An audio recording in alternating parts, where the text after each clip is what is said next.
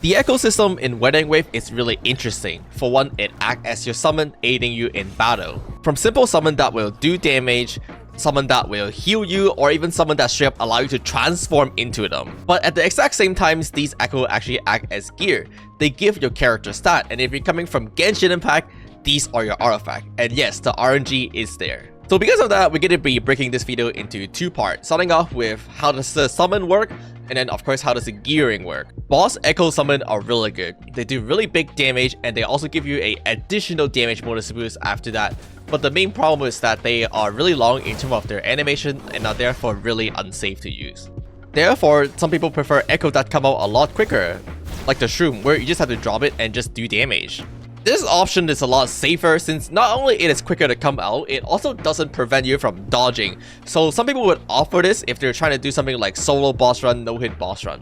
Because your team have free member and they can all equip a echo, you can have free echo in your team at the exact same time. They can be the same one, they can be different. But the thing that's really interesting here is that when you switch out of your characters, the echo remain on the field. What that means is that you can equip a utility echo on your non-DPS characters, summon it, and then switch to DPS characters. And now this is buffing my main DPS characters when I summon it on a different character. But there is actually a problem with all of these, and that is because echo is tied to your gear as well, it is not actually entirely preference-based. For example, on Jian, I could use the monkey, but it wouldn't really make sense for me to use a different boss echo because they're the wrong element. So let me get into that. When you defeat a monster type enemy in Wuthering Wave, there's a chance they drop an echo. You can also obtain echo by doing what's called an echo tactical field, which are essentially these nodes on this map that will reward you with random echo. Do you know that they cost energy in order to actually claim them? The chances of you getting an echo as well as their rarity is completely determined by the level of your databank. The higher of your databank level, the better chance you get, as well as the better quality that you can potentially get. When you first start playing the game, your chances are pretty low, as well as they can only drop the green rank. But as you start playing and level up your databank more and more, your chances will go higher, and the max quality you can get is higher. At rank 15 is what you really want to hit as fast as possible because that's unlock the legendary rank absorption. You can level up your databank simply by catching different echo that you didn't have before. Each new echo will give you 10 EXP, and then each rarity on top of that will give you an additional 10 or 15 EXP. So your first green copy gives you 10 EXP, your first blue copy gives you 20 EXP in total, your first purple copy gives you another 15 on top of that, then your first yellow copy gives you another 20 on top of that. So you basically just want to go around and catch every single echo there is, preferably the highest rarity that you can get. I'll be uploading a different video on how to level up your databank as fast as possible, so this will be a good time to subscribe. The first thing you'll probably immediately notice is that echo come with a cost. For example, this one has a cost 4, while this one only has a cost 1. Essentially, echo in this game come in 3 classes. Your 4 costs, which are your boss enemy, your 3 costs, which are your elite enemy, and your 1 cost, which are your common enemy. The costs actually don't really matter that much, other than the fact that it just make your best in slot setup a 4-3-3-1-1, which is 1 boss type enemy, 2 elite type enemy, and 2 common enemy, which add up to exactly 12 costs, and that's what you can equip. And so you're just gonna be running boss, elite, elite, common, common. That's your best in slot setup or biz setup in like every single case. A fresh level 1 echo come looking like this, where you get 2 mainstat and then 5 substat that you have to eventually unlock when you level them to level 25, assuming they're the legendary rank. One of the things that you might have noticed is that there's 2 mainstat, but there's only actually really 1. The second line here is always fixed. For 4 costs, aka the boss, is always attack. The same go with the 3 costs, always attack. And for 1 cost is always going to be HP. So this line here does not actually matter. But what do actually matter is the first line here, because this is random. For example, this one here have fusion damage bonus followed by attack, while this one here has glacial damage bonus followed by attack. So the first line here is kind of random, while the second line is always fixed. For 1 cost, they can have either attack or HP mainstat, and for 4 costs, it could have like crit rate, crit damage, attack. And the stat you want is pretty much always going to be either crit rate or crit damage on the 4 costs, and then your matching elemental bonus on the 2 free costs. So in this case, on a arrow echo, you want the arrow damage bonus, and then on the 2 1 costs, just go for attack.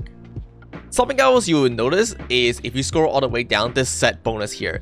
And essentially, by equipping 5 of the same echo from the same element set, you can get this set bonus right here. The trick here is that they have to be 5 different unique ones.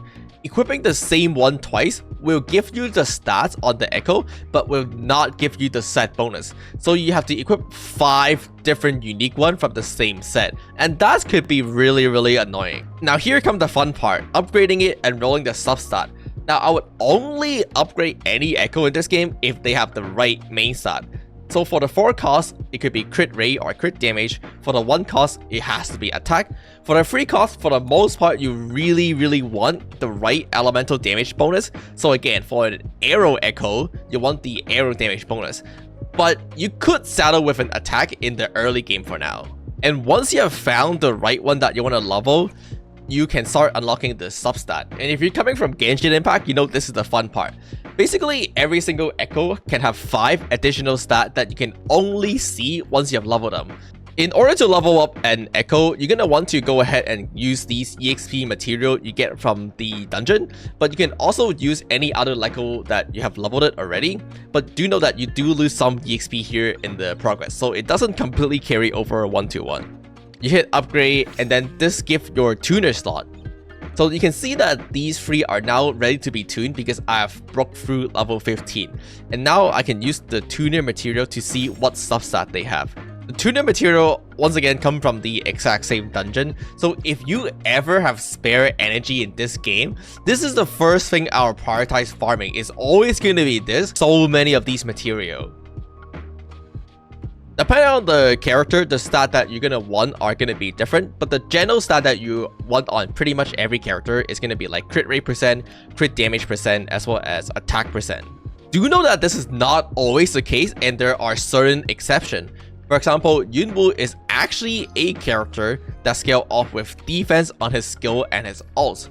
On the other hand, you have character like Baiji actually scale off with total HP instead. So in these cases, you want to adjust accordingly. So instead of going for attack, you want to go for defense percentage instead. And this is the part where you should prepare to get screwed over by RNG again and again. Because what's gonna happen is that you're gonna level up an echo and then you're gonna see a substat and you're gonna be like, oh shit, this one is unusable again. People are probably wondering like, is it worth to level up 5 levels at a time and then see the substat before we decide if we want to continue since it costs material? Honestly, I can't really give you a straight answer right now. I think we don't have enough data. There's probably a mathematical optimal way to solve it, but that's not something I really have the answer for right now. Come back in 2 weeks when I solve this equation, please. In the most recent developer broadcast, they did mention that the tuner will get returned to you when you do recycle them, so I'm not gonna too worry about this for now. Another system that was talked about during the most recent developer livestream is the potential to merge echo together to create a new one. So if you ever get any echo with the wrong main stat that you don't ever want to level, you could recycle them into turning them into a new echo, hoping for one that have the right main stat instead. So that system would be really useful to recycle all your unleveled echo. A lot of people like to talk about grinding in Wuthering Wave in terms of you can infinitely farm as many echo as you want, and you can just, you know, go through your entire world, hit every monsters, go to your friends' world if you have any friends, and then hit all their monsters and get all the echo drop. And I think there's some truth to that. But keep in mind that in order for you to actually have the full potential of the echo and see the substat, you have to farm for the EXP material anyway, which are somewhat time gated because of the energy system, and so it's not truly infinitely farmable. If you're going that route though, you better be prepared to farm a lot, because farming for free cost echo in this game is extremely hard and extremely annoying. These things like never ever spawn. There's like so little on the map, so unless you have like a million friends, it's gonna be so hard to find the right main stat. But overall speaking, that is for the most part the basic rundown of the ecosystem in Wuthering Wave, and hopefully this is helping with people's knowledge, especially when it comes down to the web event that's going on right now. That being said, I'll probably do more detailed video in the future, so again, as always, comment, like, subscribe. Thanks for watching the video. Bye.